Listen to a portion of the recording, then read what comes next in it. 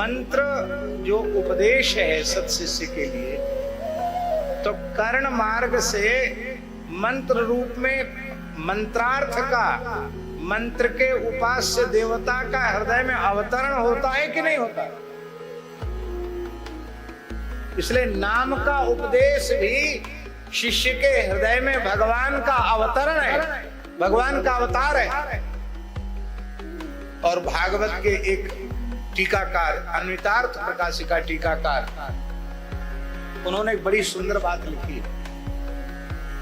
वो कहते हैं कि प्राकृत स्त्री पुरुष के संयोग से जैसी गर्भ की स्थिति होती है, इस प्रकार की भगवान श्री कृष्ण की गर्भ में स्थिति नहीं है। वहां मूल श्लोक है, उसकी टीका में वो लिख रहे हैं, जहां आप लोग केवल स्मरण करा रहे हैं प्रसंग का,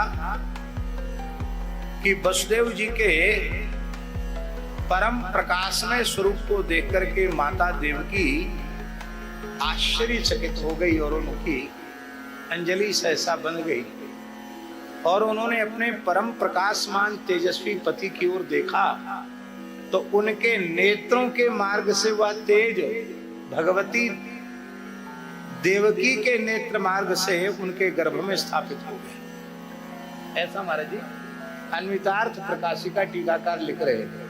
तो महाराज जी वहां टीका में उदाहरण दे रहे हैं, जैसे गुरु मंत्रोपदेश के काल में शिष्य के कर्ण मार्ग से मंत्र के रूप में उसके हृदय में भगवान की प्रतिष्ठा करता है, ठीक इसी प्रकार से भगवान का तेजोमय स्वरूप वसुदेव जी में अवतरित हुआ और वसुदेव जी के नेत्रों से फिर उनके नेत्रों की में जाकर के और फिर पुनः भगवान अब माता देवकी के गर्भ में प्रतिष्ठित हुए।